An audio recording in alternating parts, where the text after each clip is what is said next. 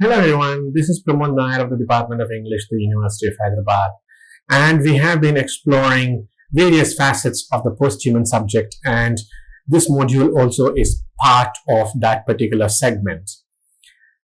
Some of you might recall that we discussed the blurring of boundaries between the human, the humanoid robo, and the human who is also increasingly beginning to resemble other creatures. We spoke about the fact that the robo who undertakes the same set of activities and demonstrates the same set of abilities and capacities as the human might deserve the moral status of a human being.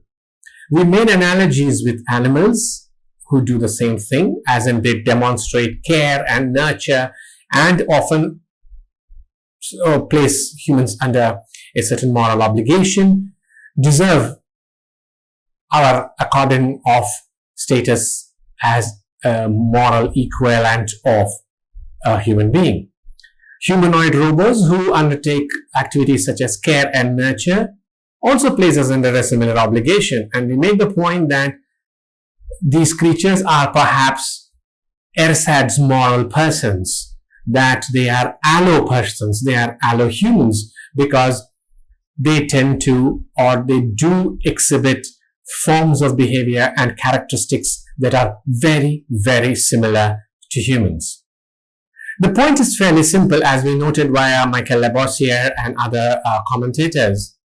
If a creature born or manufactured in a laboratory undertakes the same activities and displays the same characteristics as a human being, then what are the grounds on which we say they are not human?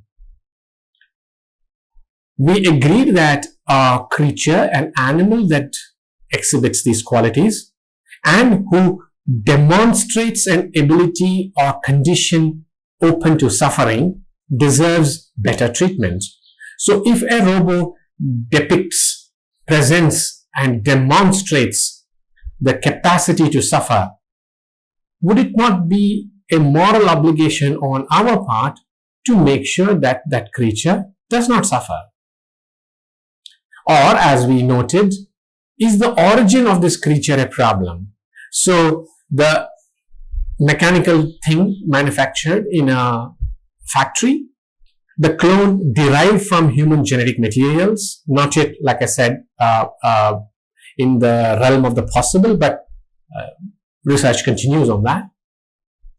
The humanoid robo, these are all variants of the post-human subject, and they work like us, think like us, behave like us. Then on what grounds are we saying they are not like us? We are not saying they are humans. Allo persons, the status given is of an Ersad's moral being, a substitute moral being, which places us under a certain obligation to behave with them in certain ways. We now move on to, like I said, a very thorny issue. The ethics of postmodern, post-human, techno-human subjects. They are postmodern in the sense, we have not invoked the term before, so I'll spend a minute clarifying that. They are postmodern because they break established boundaries and narratives and genres. They are partially, at least, the effect of the merger of technology and traditional materials of human beings. They are postmodern because they resist a totalitarian system of talking about them. Can we call them humans? Can we call them animals? We do not quite know. So in some sense, they are also the effect of our discourses, of our simulated avatars that have then become partially like this, creatures that we are talking about. But that's not, that's just a trajectory that some of you might want to pursue, the link between the postmodern and the post-human. But we will return to our core subject here, and that is the ethics of posthumanism and the ethics towards posthuman subjects. There are two ways of understanding and discussing posthuman subjects and ethics. First, the ethics of creating and employing robots as carers, as servants, as assistants to humans. You know that in several societies around the world, the graying population, the population of the elderly, is rapidly rising. And in such cases, there aren't enough care institutions, there aren't enough care facilities to take care of them, to ensure that they lead a relatively comfortable life until the time of their passing. In many cases, therefore, the society, corporate funded, state funded, and various other sources of funding, have legitimized the use of robo-carers. And the robo-carer has proved to be effective. The robo-carer has also been used in nursing and in the treatment and therapy of children with developmental difficulties, including autism, and this has proved to be effective too. So the debate this opens up is, to put it in rather crude terms, not quite philosophical terms, is should we entrust the care of a human to something that is not human? Is it ethical to entrust the care of the flesh and blood human to one that is made of plastic and metal and a little bit of synthetically manufactured organic compounds? That's one kind of question. But the bigger question is what I began with. Is it ethical to create such creatures?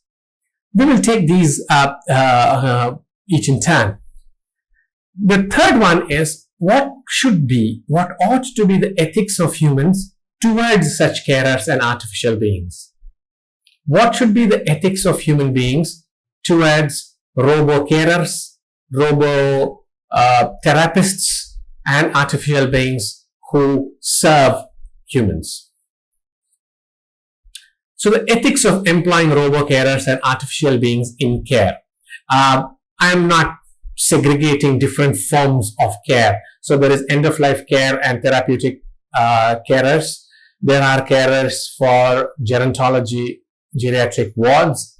There are robo-carers for children with developmental disorders.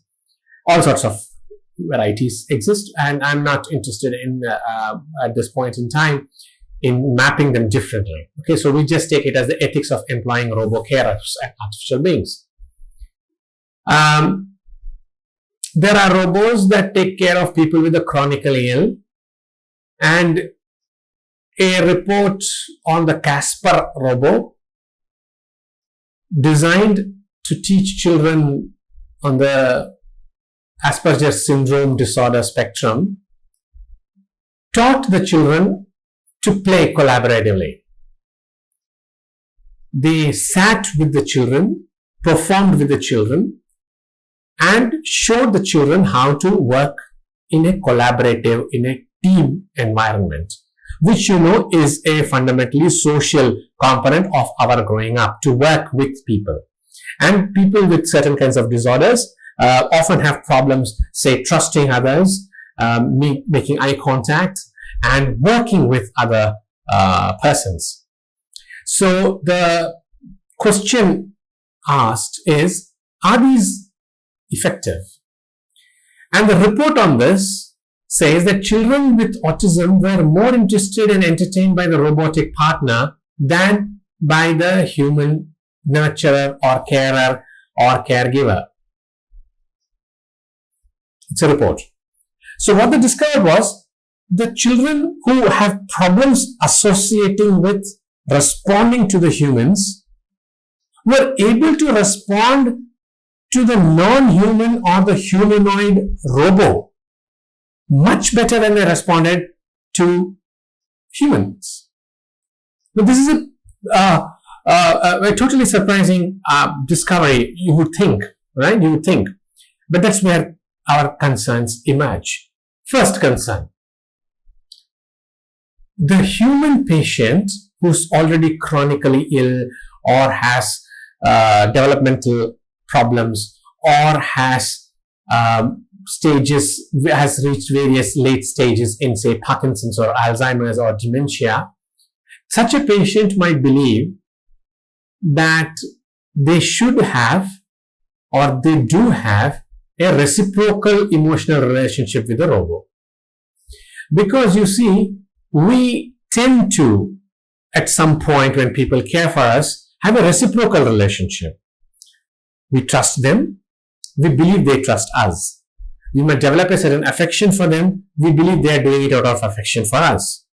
And that's where the issue really lies.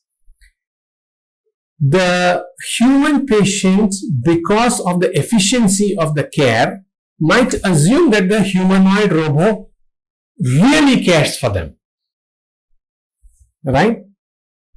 They might believe that this care that they are doing, they never forget their medicines, they know what to do for the patient. They believe it is born out of a genuine care, and that care which we associate with humans. But is that really the case? Does the humanoid robot really care in the way we understand care? Or is it programmed to look as though it cares? Is it programmed to mimic human methods and modalities of caring? This is a big question, isn't it? So for many people, children with special needs also have a similar problem. Children with special needs are already vulnerable to social dynamics. They have trust issues and they don't really take to other people. It's a well-known fact, right? People on the autism spectrum. So, when they start responding to the humanoid carers, they are unable to ask themselves, is it genuine or not? They just take it as part of a reciprocal requirement that if the robot cares for me, I shall also duly care for the robot. But does the robot really care? If so, people have noted there is a serious problem of deception here, because the child who's already vulnerable to uneven social dynamics is led to believe that the robot really cares, that the humanoid or the artificial being really cares. Is that the case? So, have we just made it worse for the child, because the child already has trust issues? The child already has a problem in responding to humans.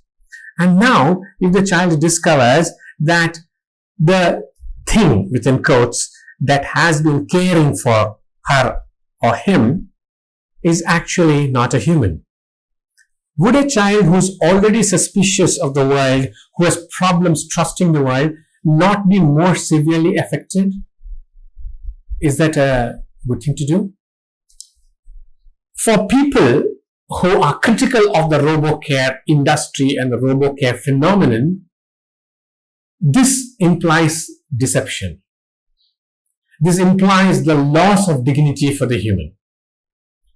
That we have fooled the child, or we have fooled the person with dementia. And the person with dementia and the person with developmental disorders has trusted a fake human. They are already vulnerable people. They already have trust issues. Should we let them trust something fake and leave it to them to discover later that they have been fooled? This is a matter of the loss of trust, but also, as they point out, the loss of dignity of the human being. So,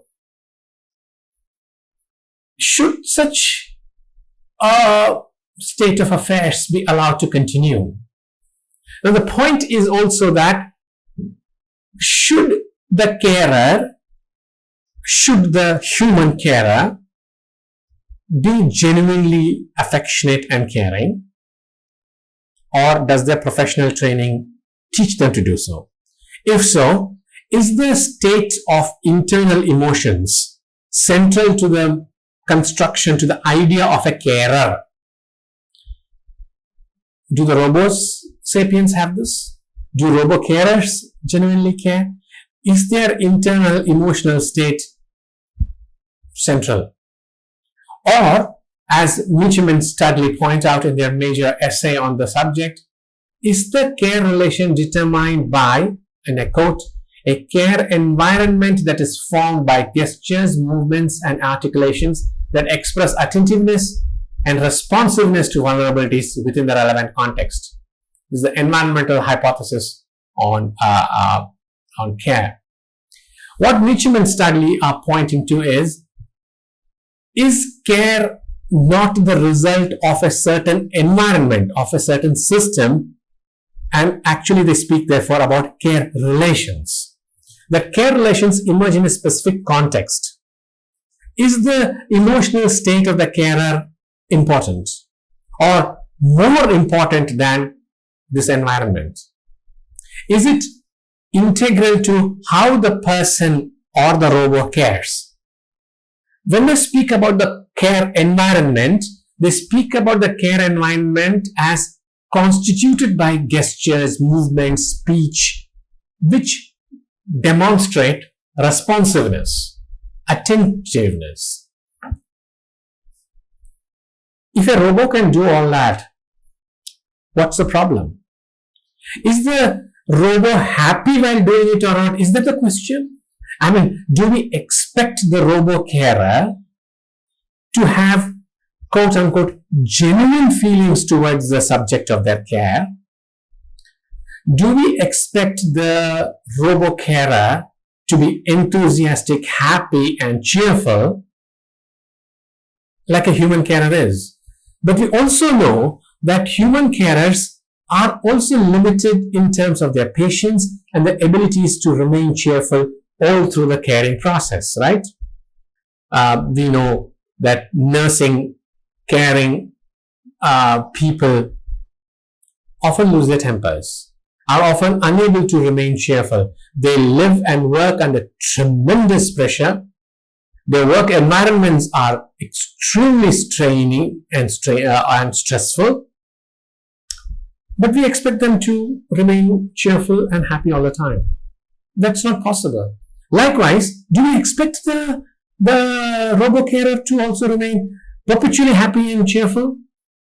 Which means, is the internal emotional states of the carer the crucial part, or is something else important? Is the care relation important? And the second concern is the condition of risk or conditions of risk that emerge. Can we entrust children or the elderly to robo-carers? Is it ethical to create conditions where they might be arguably facing a certain amount or a certain kind of risk? Two related questions here, or rather concerns here. A person like a child or the elderly accepts risk because that person believes the robot can perform a function that it cannot. Or risk emerges when the person accepts too much risk because the expectation that the system will mitigate the risk. Two related points here which will deserve some attention. The patient believes that the robot can undertake a specific task. This might be a false impression, right? If that is a false impression, then it follows that the patient has just stepped into very risky territory. Second, the person accepts too much risk because it believes that the system will manage that risk. Will the system manage the risk? Is it possible for the system to manage the risk? It's not a very clear domain as of now. Our third concern is the matter of trust. The trust in the human-robo interaction, which hinges upon already established notions of trust. But that trust is in human-human interactions. Now, human-human interactions depend on a set of assumptions. First, we assume dependency, which is mutual. We assume risk. The risk remains that when you do a favor to a friend, the friend might not reciprocate that favor, which means there is a risk in the other party not fulfilling their obligation. There's no reciprocity. Then that's a matter of some risk. Third, vulnerability, that we are open to deception, but we are also open to being entrusted with a moral obligation. And then, of course, there is the matter of goodwill. All of these are factors that come into play when we look at and when we talk about human-human interactions. Now, the question is, do these apply to the non-human or the humanoid robot? We do know that robots are programmed to do certain things. But like we have already discussed, are we being fooled because we believe they are emotionally attached to us? They are not emotionally attached to us. Humanoid robot carers are not emotionally attached to us. They're performing a function that they have been programmed to do. Now, is that being deceived?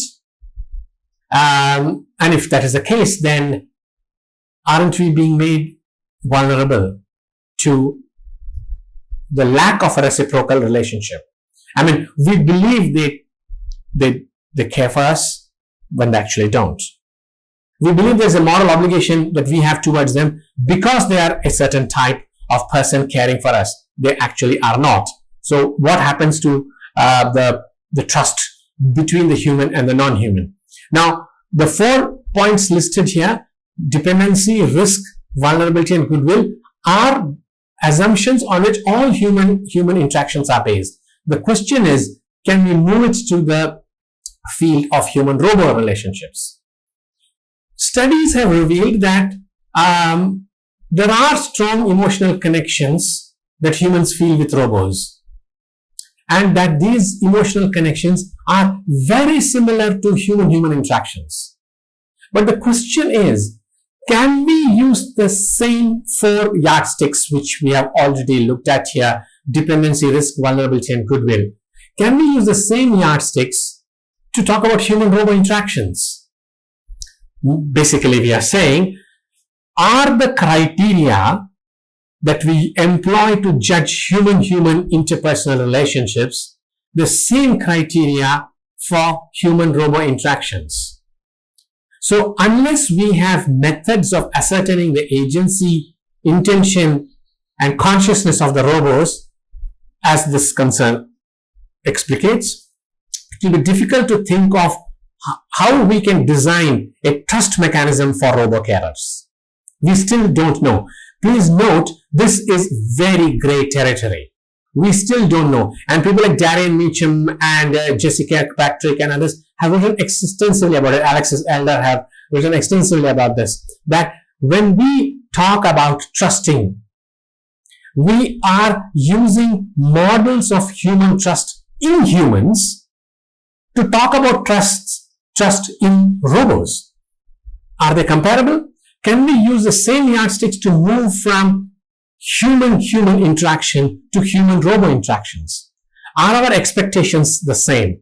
Ought our expectations to be the same? We still do not know. So the point is, whether it's about emotional connection, about vulnerability, about risk, we are working in very gray areas. But as you can see from what we have discussed today, these are matters of considerable philosophical, ethical, and moral concerns. Thank you.